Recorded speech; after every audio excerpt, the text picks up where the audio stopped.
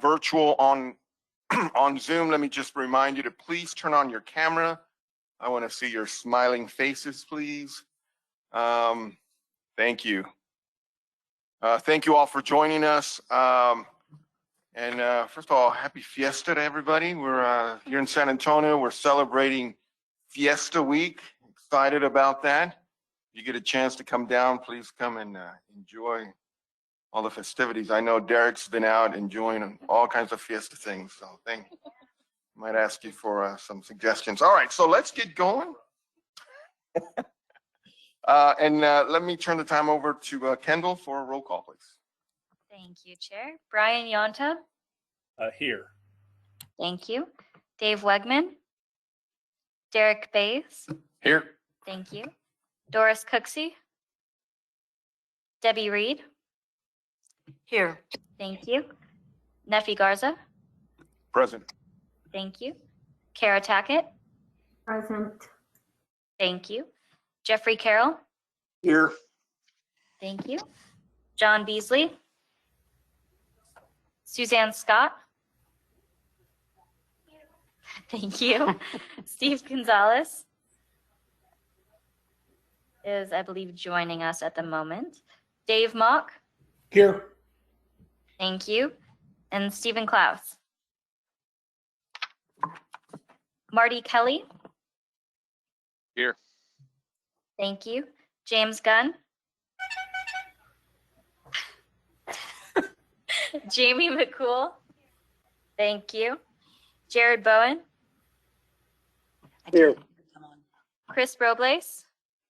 Here. Thank you. Richard Baggins for Anita Machiavello. Here. Thank you. And Susan Roberts. Chair, we have a quorum. Thank you, Kendall. And go on to item number 2. Kendall, if we have any public comment, let me remind everybody that we will limit three minutes per person. We will have an opportunity here at the beginning of the agenda and also at the end of the agenda if there's an opportunity. Kendall, do we have anybody that have signed up? No, sir. No public comments. Okay, well, I can hear none. Let's move on to item number 3, which is the approval of the minutes from the previous San Antonio Regional Flood Planning Group meeting for Region 12. I believe everybody has received a copy of those. Is there can I get a motion for approval? Debbie Reed, motion to approve. Can I get a second? Derek, second. Having received a motion for approval and a second, is there any comment? Give a minute for you to take a look at those if you can get a chance.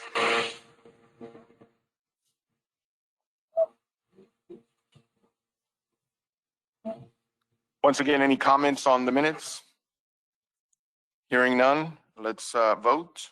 All in favor, please say aye. Aye. Any opposed?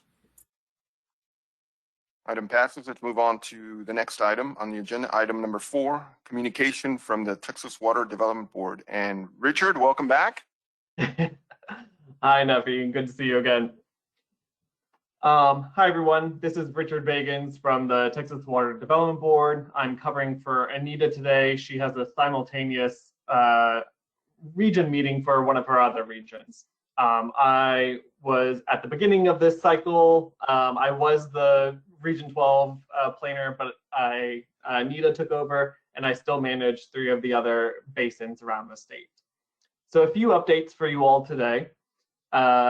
First major milestone was the tech memo deliverables. So your technical consultants submitted the March 7th deliverables, and they were deemed administratively complete. So you all are good to go on that. So where we go from there for the tech memo is that here at the TWDB, we are reviewing the content closely, and we will be providing what we're calling informal comments. There are like suggestions that we will be providing to you and your technical consultants to consider to make edits before you submit your draft plan. We're mostly looking for inconsistencies within the data and looking at all the data statewide. Those informal comments for the January 7th deliverables. We're expecting to get those out in a couple weeks in the middle of May. And the deliverables that you submitted March 7th, we expect to get you those out in mid-May. All right, so some of the other updates, the subcontract amendments. So that is with the additional tasks, the tasks 11, 12, and 13, with the additional funding. TWDB and the sponsor executed their agreement. So you're good to go with that. But the sponsor, you guys, and the technical consultants, you guys have the responsibility to amend your subcontracts. And once those are executed, please be sure to forward that to Anita so that we can go ahead and process and approve those. We have a chair's conference call and tech consultants conference call. We haven't sent out the invite yet, so be on the lookout, but we're looking at late May. It's kind of like the last kind of effort to answer any final questions before the draft plan, all the work before the draft plan is completed. For everyone, we send out regular email blast updates or newsletters to all the members and all technical consultants. Some of the main key items on the most recent one I want to point out is the draft plan public notice period. It's roughly a 60-day notice period, 30 days before and 30 days after of when you all accept public comment on your draft plan. Now, pointing out the key things of you all are allowed to approve to submit your draft plan to the TWDB without having that public meeting complete. So you all have to approve your draft plan to submit to TWDB by August 1st.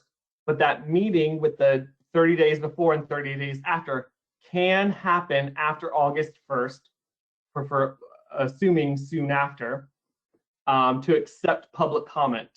Now, pointing out that there are specific public notice requirements regarding the draft plan. Again, refer to the newsletter or the public notice quick reference for specific details on where it needs to be physically posted around the region, etc. Two other things, let me think. One other major thing that was in the newsletter was the how each of the FMEs, FMSs, and FMPs should be structured when you all move from the identification and evaluation stage to recommending them to include them in the plan. So that begins task 5 of recommendation. In the rules, there is a requirement that that says that you need to vote individually on each FME, FMS, FMP, and there is guidance in that newsletter that allows you to group them appropriately. So refer back to that newsletter for a lot of important updates. And that's all the updates I have for you today. Does anybody have any questions for me or something that I should lift back up to the TWDB? Richard, this is Suzanne Scott. Yes. Just have a quick question. And I don't know, Anita said she was going to look into it at when we had our outreach committee meeting, but I had a conversation on the phone with Reem about some science that the Water Development Board looked like they were going to start to invest in to look at nature-based solutions and to evaluate the benefits of nature-based solutions. And I believe Reem indicated that was a science scope or a study scope that was being put together, and that a nature-based solutions task force of some sort was going to be created. And Anita said she was going to look into it and give an update. Do you know anything about that?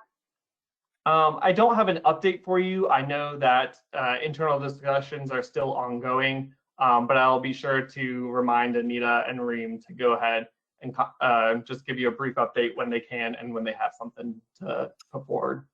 Okay, thank you. Yes, ma'am. Any other questions for Richard? Hearing none, Richard, thank you for the update. Certainly appreciate you, and you know you're always welcome to come back and report with us, work with us. We certainly appreciate the time. Thank you, Chairman Garza. We'll move on to item number 5, which is the chair report. I only had a couple of items. One of them was actually that March 7th, the submittal was accepted as administratively complete, which is certainly a success for and a major milestone for us, a pretty good milestone for us.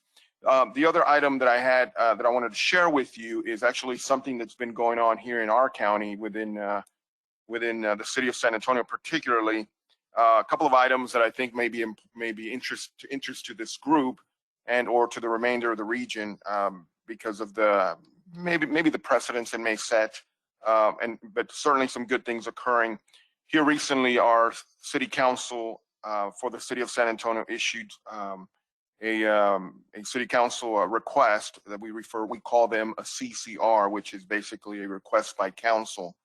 And this CCR, or this request by city council, was following the directions of a drainage committee that we were lucky enough to have when developing the bond, I'm sorry. And this a request by city council is to create a citizens group. And I think what they said is about an 11-person citizens group that would help the city and help the city staff be able to help prioritize drainage projects within the city of San Antonio. I think it's an excellent idea. I wanted to share that with this committee because there may be some good opportunities to hear from certainly the city, and there will be another opportunity to get the public more involved, more transparent, and understanding some of the decisions when it comes to some of the drainage projects that are occurring. And it is an opportunity that we will have on this board to be able to hear from one of the major stakeholders, which is City of San Antonio, about some of those priorities. So I think it'll be a good thing, and it'll be exciting to see that develop. And I just want to take a moment to really thank Suzanne, because Suzanne was one of the co-chairpersons of that committee, and she did an amazing job. So thank you, Suzanne, for leading that, and I hope you're going to continue to be a part of it. I also want to thank Debbie for being a part of the committee. She was a strong advocate and a good voice on the committee that has really led our region to help create this. And then certainly the influence and the strength of the River Authority and the leadership of the River Authority in helping the city with this. So it's some really exciting things to see. I wanted to share that. So. And on the memo that was submitted by Councilwoman Sandoval regarding this request to go to the governance committee, they did look at the committee makeup by watershed, which was something that the bond committee recommended, so that we were looking at those upstream downstream relationships. And when they were originally thinking about it, they thought, well, we'll just do it by council district. I said, please go back to the watershed strategy, because I think it then takes those political boundaries out of it. And then they've also identified having the River Authority participate, having the county participate as well, to make sure that, again, the collaboration with the other political subdivisions and organizations that have been very involved in flood control are still involved, which I thought was great. So hopefully, I don't know when it's supposed to go to the governance committee. Mateo was saying he'd let us know, but hopefully soon. Yeah. Yeah, we had spoken as they were drafting it as well, and made the same recommendation about the sub-watershed approach and not by political district, because water doesn't care about political boundaries. And the other thing we had recommended was that the BRWM, which is a standing organization, already serve as the technical advisor to that committee, rather than reinventing the wheel and having another sort of group stand up. So.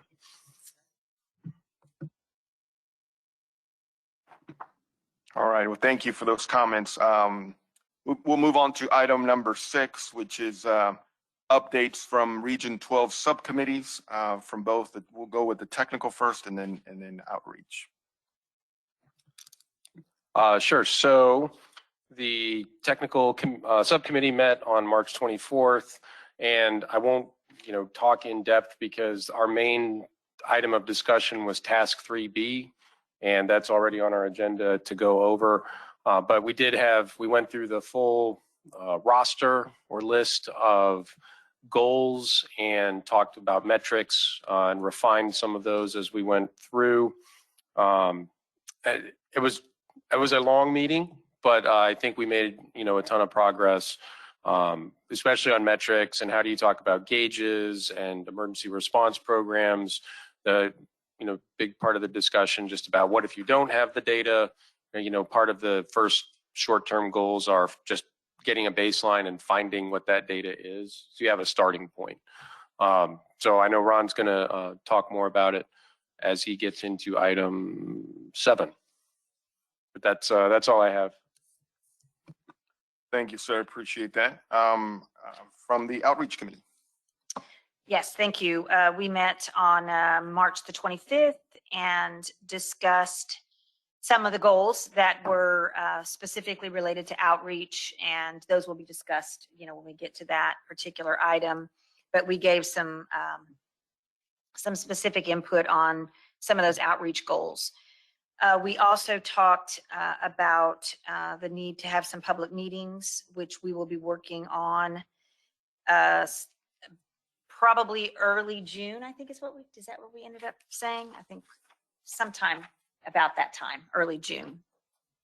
Either late May, early June, depending on the dates that we can make work.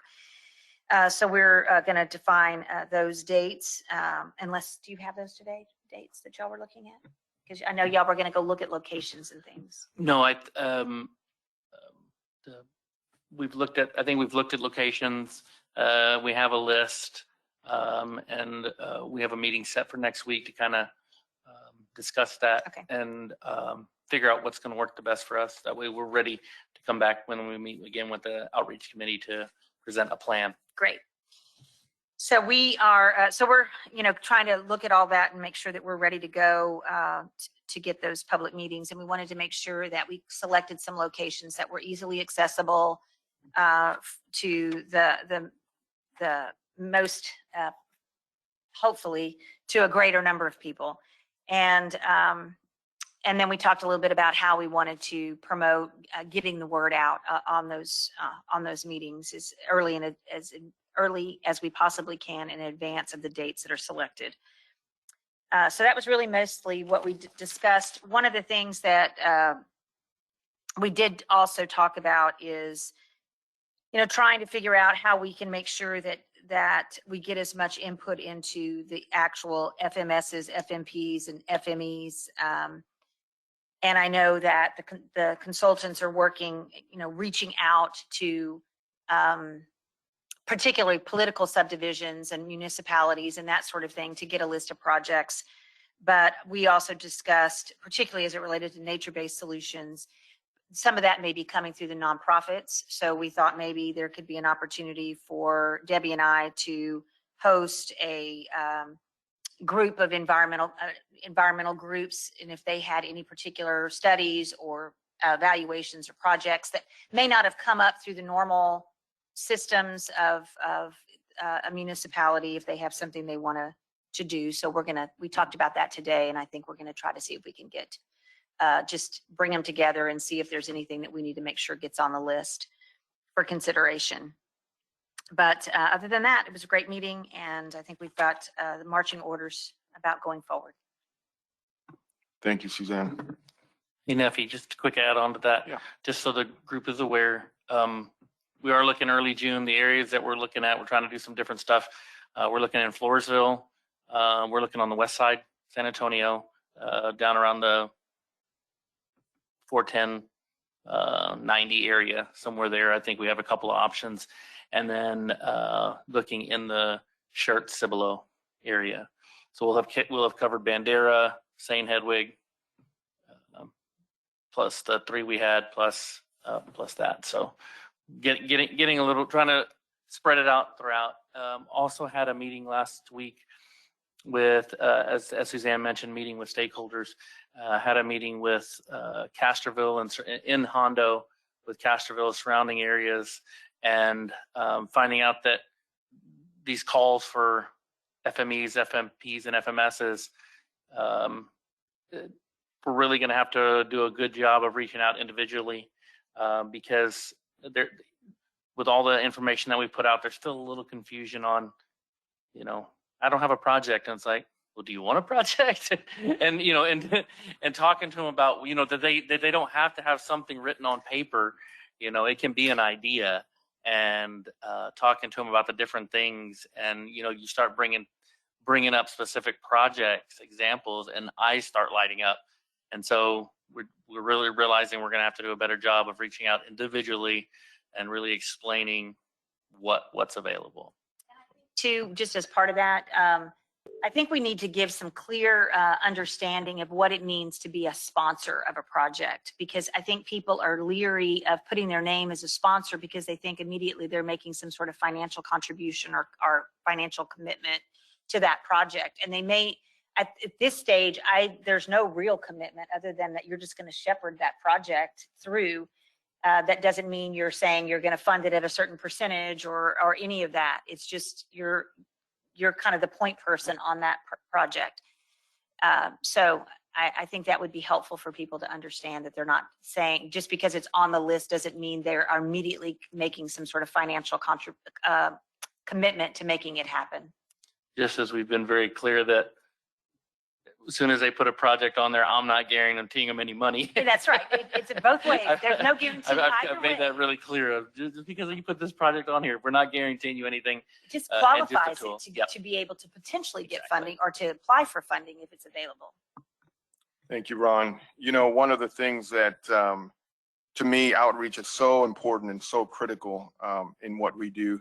And I wonder, Suzanne, if you guys in your committee, if you've had any discussions about some, to create the synergy that's going on. I know the San Antonio River Authority will soon come out, reach out to the public, and they always do a great job of getting community, particularly in Bexar County because of the flood maps that are coming out. Has there been any discussion about, creating this, maybe, a short presentation that could go along with that? Because I think what a great opportunity to take advantage of those meetings. Absolutely. I think when we were talking in the outreach committee, we did want to piggyback on whatever the river authority is doing out there. So I know we mentioned that to Kendall, if we could have some mention of this state flood planning process within the public meetings that the river authority is going to be doing. I think that would be great, just so that they understand that there's this effort going on, and then there's a larger effort of how that information is going to feed in. So Allow me to remind you that last time we did this, when we presented the flood maps, the very next question was like, oh, great, now we're in the floodplain, now what? Mm-hmm. What solution do you have for me? So. Right. That was always kind of what the public was asking for. Mm-hmm. So yeah, certainly if you can find that. The other thing is if you're anywhere within the city, consider also reaching out to that council district, because they also have pretty good ability to communicate with folks to getting more folks to come out. So yeah, we did consider talk that. about using the town halls that each of the city councils. That's why we thought if we had the dates, even if we didn't have the dates, we could start to get that network out to all the council people, both city council as San Antonio, as well as any of the others within the basin, to make sure that we can get that information out as much as possible. And we talked about that with Jimenez staff to see how we could do a little news release and get that out. But if the River Authority, if y'all set your dates for your meetings, let us know, and we'll try to, get our stuff out with yours. We have not finalized the dates yet.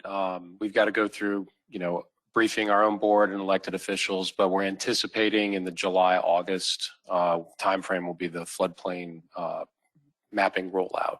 So I don't know if that works. It may work for some of this, but obviously the piggybacking on is not an issue, and we would welcome that. Well, we'll do this first round in the May, June, and then we'll do the other one in the August-ish timeframe, right? Based on what he just said, we could have a meeting based as after August 1st, if we had to push it that far. Yeah, once we have the draft report ready, Yeah. which is in August, we can piggyback and, we'll want you to mention that at those meetings that the draft report is out. Please take a look. The tricky part is it won't include necessarily all those floodplains because they weren't approved, but But that can be dovetailed into the next round of planning. Thank you. If there's any more discussion, let's move on to agenda item number 7. Discussion and appropriate action regarding task 3B. I'm going to turn the time over to Ron. Now, let me just mention, you should, and I'm talking about the members of the board, you should have, you received this and you've had this in your inbox for at least a week. So hopefully you've had an opportunity to review all 30 some odd items.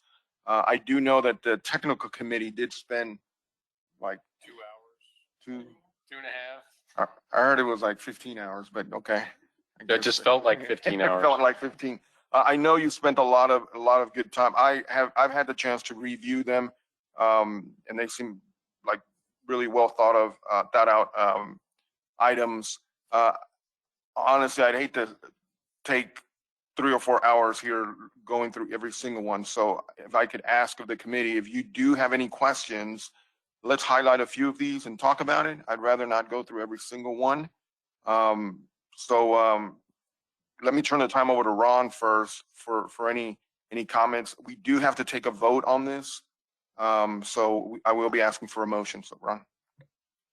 absolutely. First, I'd like to thank the 2 committees that made input on this. They had to endure what did seem like 15 hours, I think, hashing this out. But I think they did a great job. I think we have some good goals in place. It was at our meeting, Anita and her boss, James, were here.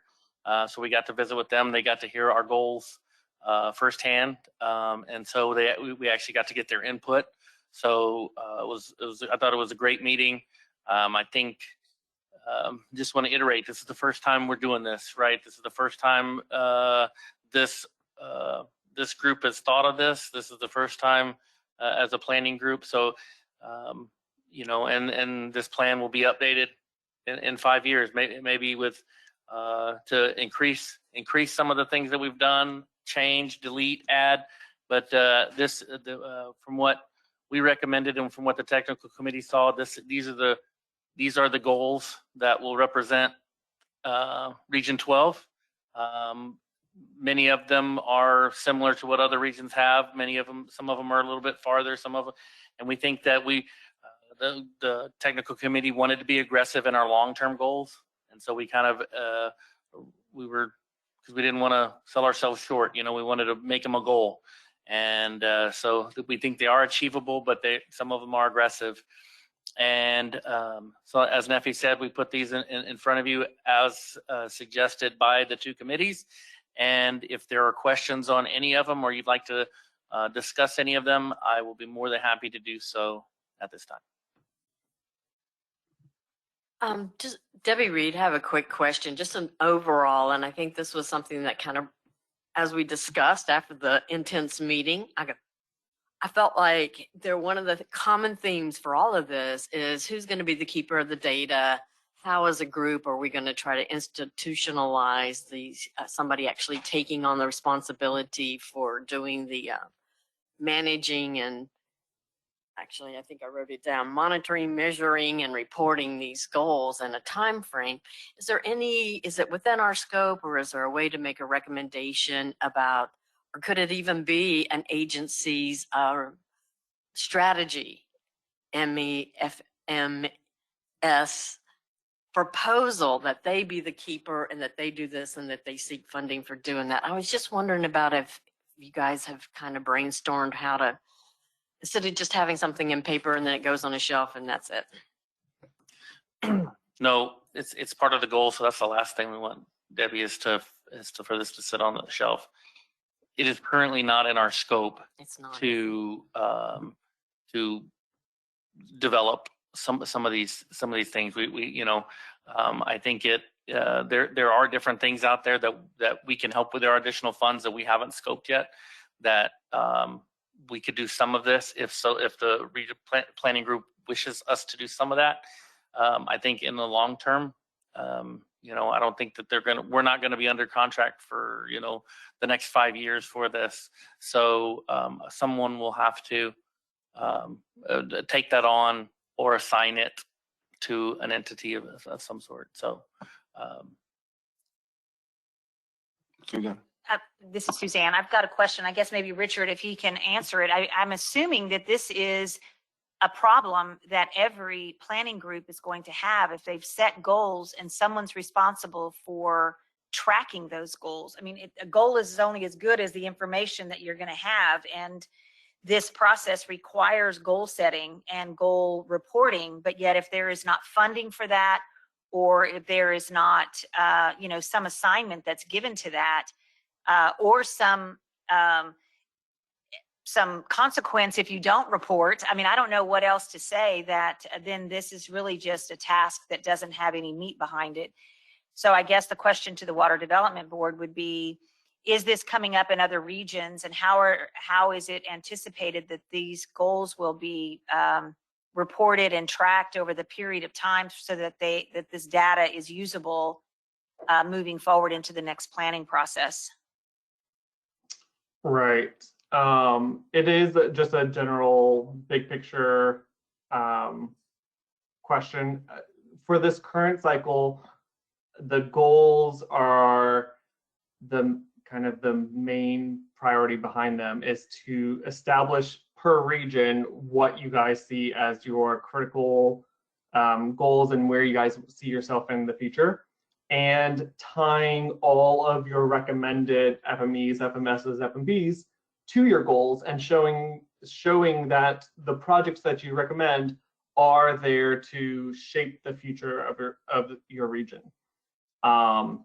It is my understanding that in future cycles, it will eventually kind of fall on to the technical consultants to kind of give a general update on progress on goals going forward.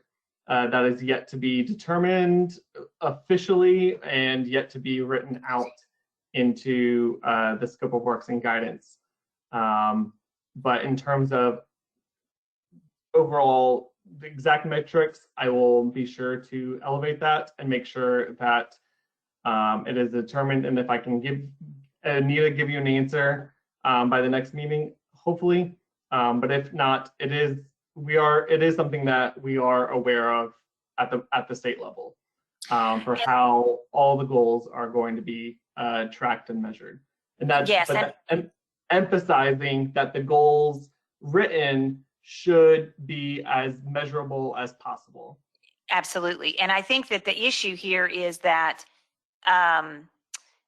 if the technical consultants are going to have to gather the data at the beginning of their next 5-year cycle, it could take them a year just to gather the information, because you're gathering 5 years of information at the beginning of the next cycle. And it would be better if there was some reporting process over time. For example, our outreach goals are, annually we would see 6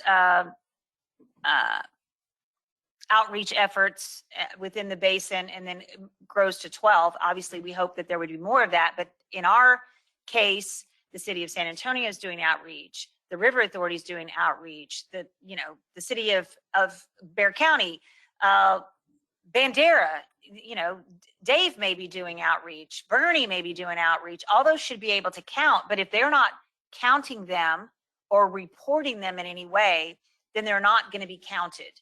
And if they're not known to track them, if you ask them in 4 years, what did you do 4 years ago? They're going to say, I don't know. I didn't write that down. So if they're not, so I think it's going to be, because it's not just one entity, it's everybody doing these things. And I suspect that applies to other goals as to what, it's not just one entity, it's everybody reporting in so that we can make sure that we know what's going on within the region. But I mean, obviously I'm not going to commit the River Authority to doing anything, but the River Authority would say, if you want me to do it, you're going to have to pay me for it. I'm not going to do it I for will free. chime in right now and say that's absolutely So, true. I mean, so there's going to have to be some money behind it if that's going to be something that the administrative entity was going to be doing. They're not going to do it for free. So I think there needs to be a mechanism by which something happens with this. Otherwise, it's just going to be goals that don't really have any meaning, and we're not going to be able to know how well we're doing or what progress we made. Thank you, Suzanne. Yes, it does, by how you describe it, it does seem urgent to kind of come up with a statewide tracking plan. To my knowledge right now, again, it will most likely fall onto the consultants for next cycle to kind of give a status update. But in terms of making sure that entities in the region know to report specific data to help out the speed for next cycle, yes, I'll be sure to elevate that up and make sure that we have a statewide plan for that. And Neffy, I think from the consultant standpoint over here, next cycle when this comes around, some of the goals hover around, and I think this is what Richard was alluding to, how many homes were removed from the floodplain, critical structures, all of that's easy to recalculate, right? Because we're looking at that compared to the floodplain, to the new floodplain, and which ones were removed.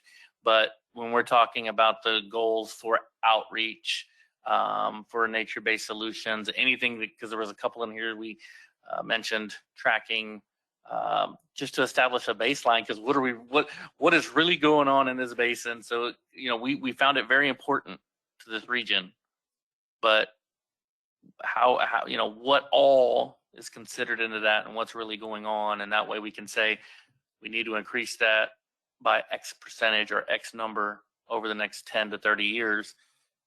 And then tracking that, like Suzanne said, like tracking the outreach. The outreach can be as simple as a digital campaign and a social media campaign, and that's going to go to the wayside in 4 to 5 years, and we'd never be able to track that.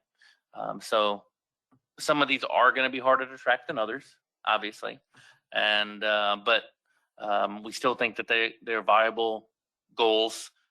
They're goals that need to be done for the region, right? We all agree that they need to happen, and how we're going to get there, maybe we haven't quite figured it out yet as a planning group or as the state. But I think for now, we know that they're important to the region, and we want to be able to somehow track them in the future. Good, thank you. Good conversations. And any other items within this list that we want to talk about before we move to approve? Is there any other points of discussion that?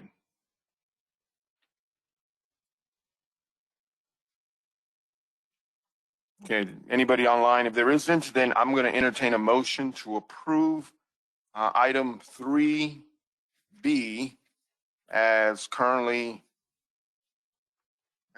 presented. This is Derek, so moved. Can I get a second? Suzanne, I'll second it. Suzanne, second. Any further discussion? Just one more question. I know that in the technical committee, we actually had numbers besides some of these 5-year or short-term. Am I seeing those on? Okay, I'll get with you and try to figure. Debbie, in the 1, 2, 3, 4, 5th column, it either says long-term or short-term. And you can, it's up on the screen too, right? No numbers. Yeah, long-term. Like 25%, so we're just looking at the percent. Well, it's different by, some of them have numbers, some of them have percentages, depending on the goal. Different goals, different. But the length of the goal long term. And some of them, we elected to remove all numbers, just to say we need to increase what we have or decrease, or not decrease. I don't know if online they heard what you were saying. Could you kind of Yes, summarize? I'll repeat that. Thank you, Neffy.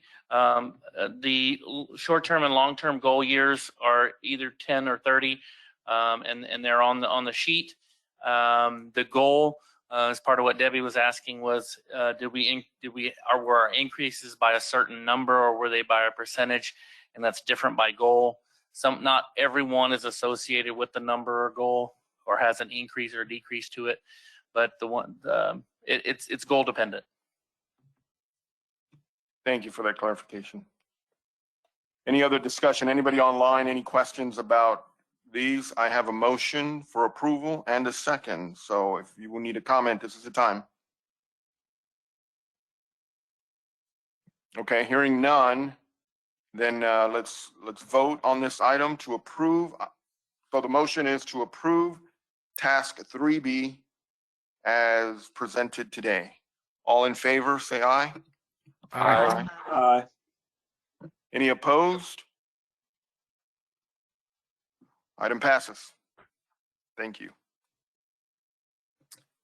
Thank you, Mr. Chair. Let's turn now to agenda item number 8.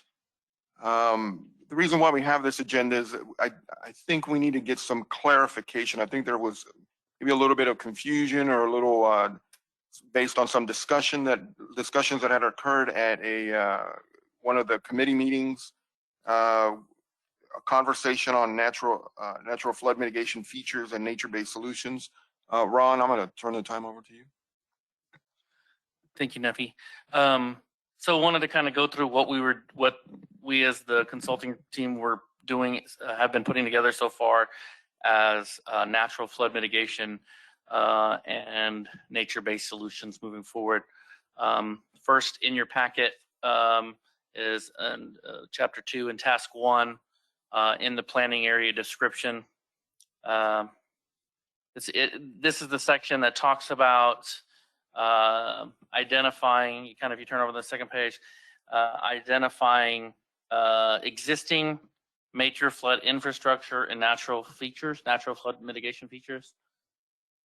So in that list, on the first page is rivers, tributaries, floodplains, wetlands, playa lakes, sinkholes, alluvial fans, dunes, levees, sea barriers, stormwater tunnels, canals, dams, detention, weirs, storm drains, and other flood-related infrastructure.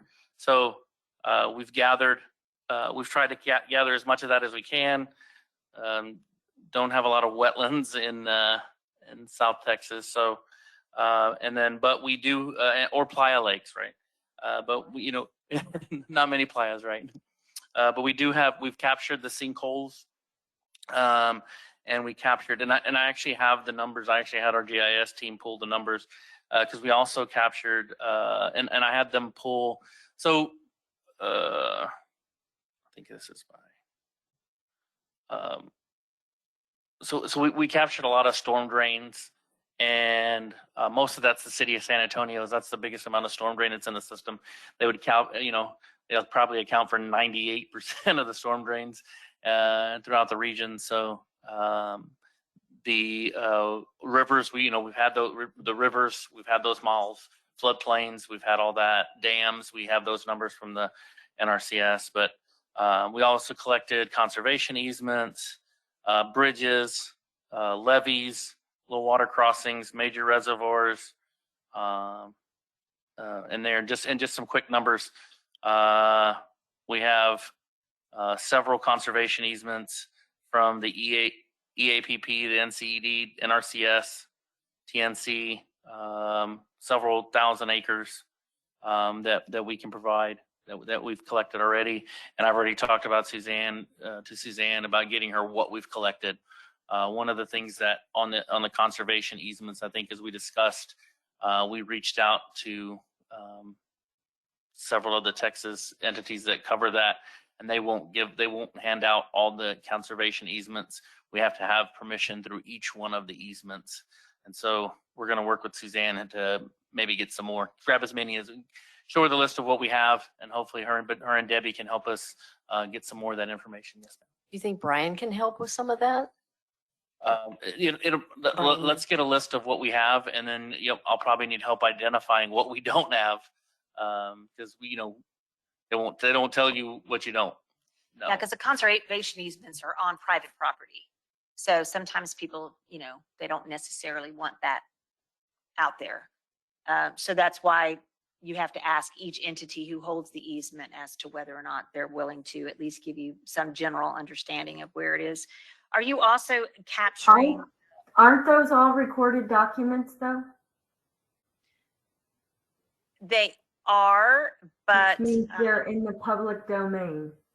But they're not easily queryable. yeah, I mean, because it's a deed restriction kind of thing. So you'd have to know where to look and find. So usually you have to, from what I understand, through the Texas Land Trust Council, who is the sort of council of all the land trust, they cannot give out the information. They have to get permission, or each entity who holds the conservation easement has to give the permission for the release of that information. So that's why they're going to each of them. And I don't know, honestly, I'm new to the game of conservation easements, but that's what I was told, that they can't release it unless they're given the permissions from those that hold the easements. Now, public entities who have conservation lands, obviously all that's public, but the individual private conservation easements. Well, many of the counties in our watershed have their deed records online. Bear County, all you do is go in and search conservation easement and you're going to get a list. And it's a recorded public document. Yeah, And not all the counties in our region are searchable online. Some still require you to go to and pull records, but many of them in our watershed are online. Yeah, I know the Bear County ones are because of the EAPP and all of that. I know those are. I'm just saying things that are not in the, Bear County, some of them that are in other areas of the basin. But they may not be as queryable. I don't know. Are you also getting green space, like all the parks and other green space in your list? Is that being captured? That isn't one of the required, not on the list. Not on the list with all of these have to fit into the flood infrastructure as determined by the Water Development Board. So the Water Development Board does not define open space? Why then are they doing conservation easements? I mean, you've captured conservation easements. It's not listed here. And I think, because I think it's open space. The assumption is there's a lot of parks that are open space, but maybe have no stormwater function. Correct? Well, I mean, technically, not every conservation easement has a flood benefit either. It's open space. It means it's a more pervious. So if you're going to go to the point where a park is a pervious, it's open space, it's green space. I mean, Almost Basin is a park and provides a flood benefit. I mean, and every golf course in town floods, and some of them retain water. There's of course some of the golf courses are Sarah Dams, which I'm sure is on your list already. But I'm just wondering how a conservation easement qualifies, but a public park that is conserved, that cannot be developed, is not. I guess from if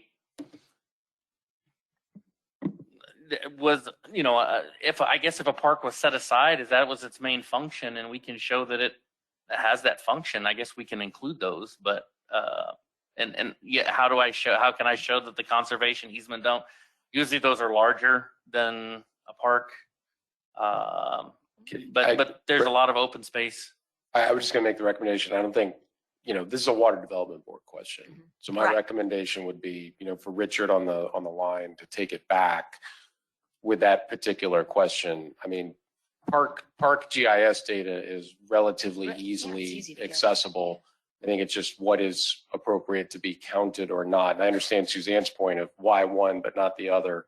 So nephew, my recommendation would be we ask water development board for that. Yeah, and I agree. I'll tell you that, Because all I'm the thinking of EAPP was this. not purchased for the purpose of flood infrastructure, flood benefit. It provides a flood benefit. It was purchased for a water quality benefit going down, even though it's providing a flood benefit on the surface. Obviously, we all know that. But it's calculated as its benefit for another purpose, but it has stacked benefits. And that's the whole idea, is that we're trying to show that open space provides stacked benefits. It provides not only the purpose of why it was originally acquired, but it's providing other benefits in this system too. I mean, Suzanne, you brought up an interesting point. Many of the Sarah dams themselves have a park associated with it, and then that particularly works. So I agree, Derek. I think we need to pose the question of other parks, those open space and getting over to the Water Development Board. And could this fall under item number 6 as any other flood related infrastructure? Maybe we can look into that, but that would be a question for the board to bring up. I certainly reach out or Richard's still on the call. If you could Yes. take that back. I've been listening in, so I've taken notes and I'll definitely elevate this. We'll probably get in touch with you, Suzanne, by email just to get this in writing as well after this. This is Debbie Reed, and just kind of a clarification because I've been going off of this list, which does not include estuaries, but to me, these are like existing natural flood mitigation features. But when we start talking about the conservation easements and set asides and stuff, that's more of a flood mitigation project strategy. Is that a way to approach it that might simplify what you're tasked to do in task 1? Well, I guess if they're existing, if we can link a strategy to the existing conservation easements, I guess that's possible. But I don't. The land is purchased; it's there. I don't know if there's a project or anything that can be related to that, unless we can link something to that. Yeah, I think one of the challenges is going to be, as Suzanne pointed, there are easements out there that were created for a purpose of maybe, let's say, recharge, that the secondary benefit is going to be less runoff coming out of it. So I think we're going to have to kind of look at that almost that individual to get a sense to tie that purpose to it. But I do agree that we need to take advantage of those opportunities because those are crucial to our community. So yeah, looking at the study to see how effective it is for stormwater or how you can enhance it with other projects, in the area. Yeah, I think you can tie it to stuff, but I don't, for the actual conservation easement itself, I don't know how that could be a project. You got anything? It would be a mitigation solution. So yes, you could actually have a project to secure additional, say, floodplain, to secure it in a conservation easement, and that would be a project. To secure additional conservation Yes. easement? Yes, ma'am. I was talking about the existing. Yes. Yes, to secure additional, to me, that's a strategy or evaluation because, you would have to have some sort of a study that went with that to prove that it met that metric. Now you're getting exactly to my question. Can we just list these features as the existing natural features, and then it's actually asked you to do some kind of analysis on their functionality, right? And have like a map, like you did this wonderful job of all these other features, like the low water crossings, etc., and have these features on a map that could have some kind of assessment through LiDAR or GIS. I think Sarah has some of that information on assessing some of the floodplains and tributaries and that sort of thing. And wouldn't that be a good basis for starting to meet that task one goal? This goal. To meet the goal for this. Well- I guess if we, we have a map with all of this information on it, right? That's part of what this is for. Now, to assess how that is impacting us hydrologically or hydraulically, that's a study to itself, and we don't have anything to show for that. That would have to be something by itself, and to show how they would work in conjunction with each other for the region. That would be a study. That could be one of those FMEs. Yeah. And that is what we clarified in one of the goals last time in the technical committee meeting, is that is the recommendation is to, or we did establish a goal to encourage, right, the future study of how these natural features are providing the benefit to the watershed. So that I think that should be an FME that should be proposed by somebody on the committee. But back to your question also, there is the set of data. Well, Aaron's not here anymore, but Melissa knows about it. There is a set of data that was put together for all the watershed master plans originally that did a look at a condition assessment for a lot of the streams.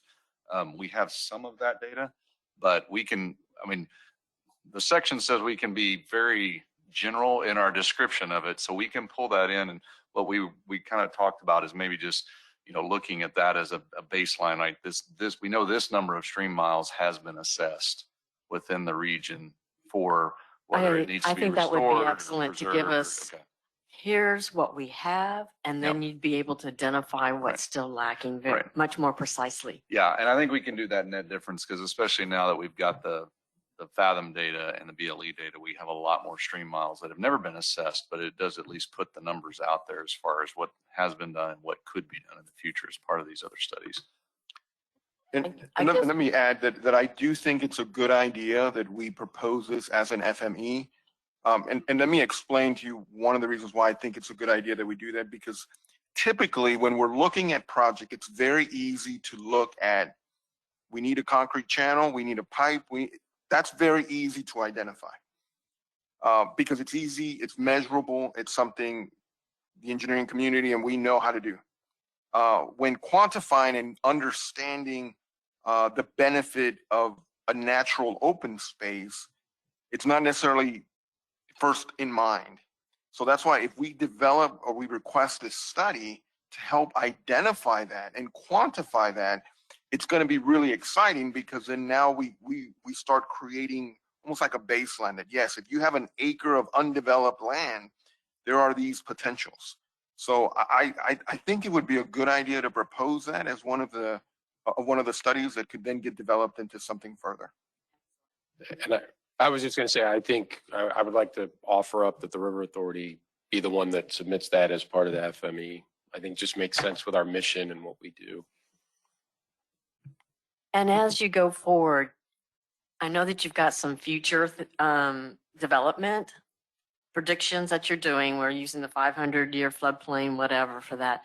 Can we look at, or is it part of the scope, just like how much impervious surfaces may be increasing in the watershed within that, whatever the short-term, long-term, and the impact that would be versus leaving like open space or floodplains? And if I think there's been some studies linked, Troy, maybe you can, and Aaron, you might even know that there's been some stories linked that link population growth to percent impervious increases. I'd have to look for that, but we could probably bring that. We have estimated population growth that we've already developed for each county, and so we can correlate that to a percent increase in impervious based on that, I think.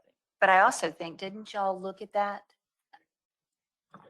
Y'all look at ultimate development, correct?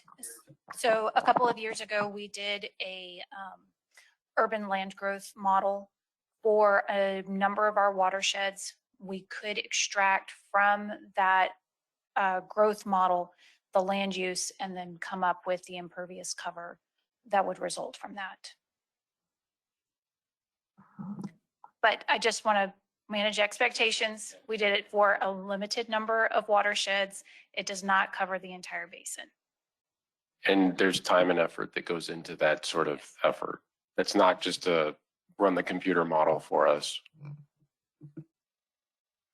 It just seems like I just feel like our technical consultants are some of the best in the state, and whatever they can get into this base information that we can build on and lead other regions to how to get your arms around the elephant. Debbie, we agree, and we're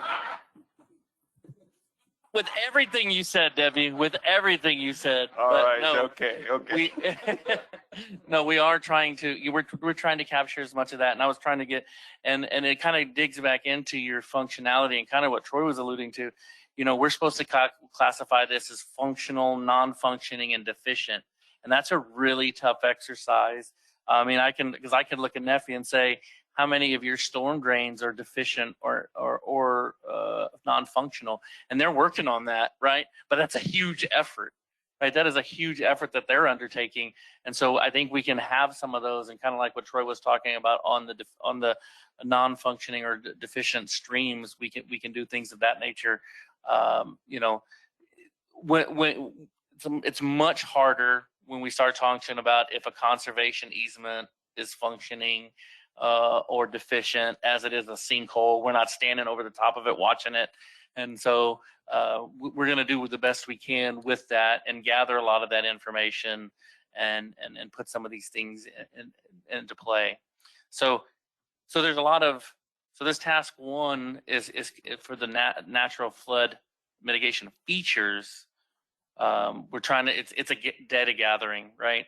And it's knowing the right places to look, knowing who to ask, and as we uncover, there's another layer, and we're digging through that, and we'll continue to do that, and we'll reach out in some of the areas that we've discussed, and continue to be able to put that into our plan. To take that a step further now, right? We've talked about what we're collecting. The other part of the nature-based solutions is tying. You know, we have two ways to do that. As we check off the list as an FME or FMP or an FMS, some of them have nature-based solutions on there, and so we can identify which one of those mitigate in that aspect. We're also asked to tie these back to a goal, right? Each one of the FMEs, FMPs, and FMSs, we have to tie back to a goal. And so as we tie those back to a goal, you can see that we'll be checking off any that meet the nature-based solutions goals that we have. So, you know, as far as Troy and I won't be developing additional nature-based projects that will come from the technical committee, that will come from recommendations from everyone else. We're going to be evaluating those and putting those in there and getting all that information in. But for the nature-based solutions, we will be collecting the data, the projects that are already out there, the projects that are evaluations that we may be needed, or possibly some strategies to how we're going to evaluate these in the future, or things like that. So we're gathering as much data as we can find. We'll process it and put it into the plan, and then we'll, as the projects come out, we will identify which ones meet the goals and which ones have those solutions. If we just have the floodplains, say, our modeling would actually capture some of the functionality of those floodplains at the gross level, right, Aaron? Can you restate the question? So floodplains is an existing feature, and we've already mapped the floodplains. We've got the modeling, and knowing that they're left in just a pervious state, they have a functionality that we can actually document on the gross scale. Is that correct? Yes. So Okay. if you were to compare, do a very simple high level comparison of the current state of the floodplain in natural condition to the floodplain, if you were to pave it all over, Yes. and then you take the delta, you would be able to quantify the function in natural state as the difference.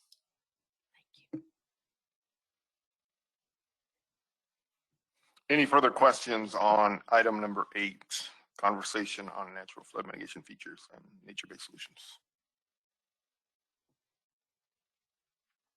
Okay, hearing none, we'll move on to item number 8, the regional liaison update reports. Let's start off with Mr. Mock. David, if you could turn the time over to you, if you can give us a report on the on what you've learned. Yeah, though I have two people, two of my colleagues that go down to the meetings for us. One of them serves on the committee, and one of the big takeaways they gave me is, I think they met last Monday, is that they're standing up a subcommittee that's going to deal with like legislative outlooks and things that can be actually referred to the legislature, which I feel like is a pretty good endeavor. They're going through the same process as we are. I think they're a little bit ahead of us with some of their public meetings. And I'm not sure when their next meeting is. I don't think it's been set yet. That's all I got. That's really interesting on this legislative outlook. Thanks for sharing that. I'm assuming that would be a part of like maybe the outreach committee or something like that? Or yeah, I think they're going to, but they were talking about it, and I think they're going to end up, I don't think they quite wrapped about how they're going to do it. But, give recommendations to the legislature, different things they've come across that they think the legislature needs to know. And I think it'll probably be off their education outreach. All right. Well, It's interesting because and I think we talked about this before, unless I dreamt it, but I dream crazy things sometimes. But in the water planning process, there is I think it was chapter 8, because we always would talk about chapter 8. And that's where we would put in legislative, sort of. Same chapter. Same chapter. Same chapter. You did. That's pretty impressive, Suzanne. Good job. Same chapter in this group. So I do think we're going to have to figure that out as to what are those recommendations that we want to go forward. And I guess that's the purpose of that chapter. Well, it was is things that we should be looking at, guidance either for the legislature or for the board or for whatever, TCQ, whoever. Yes, is that correct? Is that the purpose of chapter 8? That is correct. And Yeah. we've already started collecting a list of those, not just in this region, but across the regions, and we're sharing those. And so at the appropriate time, we'll have a good list of those things to discuss. Good. Both on process for how the regional floodplain works. So things like, implementation, who's going to track the goals going forward. That may be one of those things, but then also more specific technical things that will come up. Because in the water planning process, we did create a committee for chapter 8 to make those recommendations. So I don't know if we'll have to put a committee together to do that chapter 8. Okay. All right, let me hand the time over to Ms. Kara Tackett for her report. I have no report. I wasn't able to attend today's meeting. I was on the way back from Austin, but since we have the same consultant team, I think we kind of got coverage of the same items. The legislative one, one of the items, there's going to be a surplus next session going in. And so it's going to, certainly funding recommendations would be something for that chapter and inclusion. All right, okay. Thank you, Kara. And finally, Suzanne. I didn't get to go to the meeting, so I'm going to ask Annalisa to give the report because she sits on that committee. So it would be great since she was there. Yeah, so we had our meeting on March 30th and we had the Guadalupe. Yeah, we had a great presentation from Troy, which actually sparked more discussion than we had on nature-based infrastructure, which was really, really good. And then this was interesting because we only have 2 flood districts. We finally appointed somebody to represent a flood district within our region.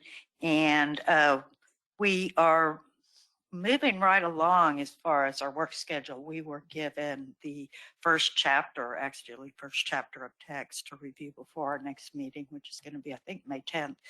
And then staff put together, they really improved our website and it's very nice now. So we're happy with that. Thank you. Well, we'll Thank have to you. take a look at the website. Thank you. Thank you for the report, Ms. Lees. Nephi, to piggyback on top of that, just wanted Certainly. we had a call this week. I met with the Region 11 consultant, along with Kendall Bryan and Brian Perkins from the Guadalupe River Authority, talked just to discuss sharing data back and forth and not overlapping efforts. We overlap with 13 on one side, so I can get a hold of those folks pretty easy since they're internal. But we hadn't reached out with Friesen Nichols yet, and so we had that conversation, and we're going to be sharing data that we have and data that we've all received from the GLO. So we've started that coordination effort. So just wanted to let Annalisa know, and you know, that we are working with their consultant to share data. And Ron, thank you so much for bringing that up. And I know that many times when we're reporting, we tend to say things like, yes, they're ahead of us, or we're ahead of them. And let me just remind you that we're all on the same side here. And I think we're all trying to work for the common good. And yeah, and I would challenge you, and that's why I really appreciate Dave's comment, is if you see if another region is doing something innovative or kind of exciting about that, please come back and report, and let's share with them, because in reality, we're all sitting on the same side of the table. We're all trying to solve the same problem, and you know, maybe slightly different conditions. But yeah, I would just remind you all that let's share as much information as we can, because you know, we're all in this together. So the more we share, and the more we provide these ideas and things, I think we'll be better for it. And I think as a state, we'll certainly be much better for it. Okay, moving on to item number 10, public comment. Once again, 3 minutes per person. Kendall, do we have anybody signed up for public comments? No, sir. Nobody has signed up for public comments. All right. Well, thank you, Kendall. Item number 11 is the date and potential agenda items for the next meeting. Just a reminder, the technical subcommittee meets April 21st. Is that correct, Derek? At 9 a.m.? Yes. So for those in the technical committee, please be there. Those that are not in the technical committee, at least the committee, please, and no, you're absolutely right, Debbie. We don't want to create a situation where we start developing a quorum. So as much as I really want to be in the technical committee and I want to go in there because that's kind of my strong suit, I have to refrain from going. So please, those that can, those members, please be there. And those that are not, please go to your committee, your appropriate committee. And the outreach committee I have here for April 22nd at 10:30. Is that correct, Suzanne? It was. It was, okay. Unfortunately, So I didn't put it on my calendar, so I'm wondering, could we move it to the afternoon? Would that be possible? Like at 2, the 22nd? At 2 o'clock on the 22nd? I know it's a Friday afternoon, so is that, I know I saw Doris was on here. I don't know if Steve was on there or not, but would it be possible to move it to the Doris, 22nd? Steve Gonzalez, if you're on, or it's Steve Gonzalez, correct? Not Steve. Yes, Gonzalez. Steve Steve Gonzalez, if you guys are on, would the afternoon of April 22nd at 2 o'clock, would that work for your schedules?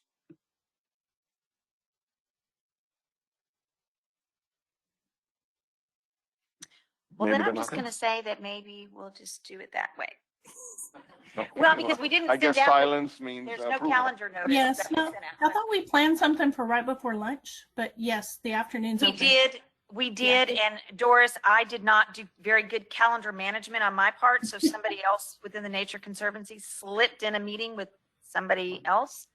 Okay. So that's why I was asking if they could do it at 2. Yeah, I'm available at 2. So I'm going All to right. hold that right now. Please put that on your calendar. So we're good with that. As far as our next meeting, do we have Kendall, do we have a date for that, or do we need to set one up today? We do need to set our May planning group date. We are looking towards the end of May, correct, Ron? The week of the 23rd, hopefully. What date, I'm sorry? The week of the 23rd, May 23rd. Thursdays have been working for the group, so we can look at Thursday, May 26th. The afternoon? We can do afternoon. Do you suggest 2 o'clock again? Does that work for the planning group? Thursday, May 26th at 2 o'clock. Thursday, 26th at 2 o'clock. Yes.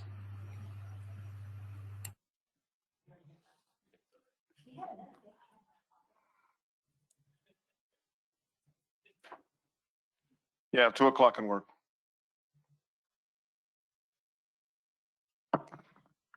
Okay, thank you. The meeting is set. Okay. Any particular agenda items that anybody is interested in discussing for the May 26th meeting? Any particular items that, any kind of briefing or presentations that we would like to hear from? I was just thinking about, I know that this is the drop dead for submittals of projects we talked about, but kind of maybe going over the matrix and how those we might be rating within that matrix. And I guess one of the things that comes to my mind is about increases water availability or whatever that. We're going to be delivering. We've developed a sorting spreadsheet, so everything will go into a sorting spreadsheet and kind of tell you why it is or isn't an FME, FMP, FMS, and then it'll sort it into its correct spreadsheet after that. And we're going to start. We're going to start filling that out, and I've committed to Kendall to provide a few of those for early next week for the technical committee to start reviewing, and to have that to be able to step through the process and see how that's going. The idea of having this meeting later in May was hopefully we can squeeze in a couple technical committee meetings before we get to that next meeting. So hopefully we'll have a lot of meat to present to the planning group next time on the FMEs, FMPs, and FMSs. Yeah, I had asked Ron, the consultant team will do, like, I'll say, the heavy lifting on the sorting of all these projects as they come into, are they a project or a study or whatever. But what I asked Ron to do was sort of go through some examples of how their first shot at classifying.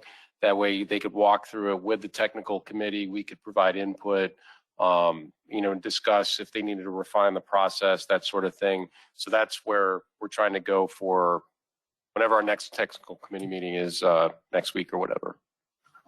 21st. 2 weeks, close enough.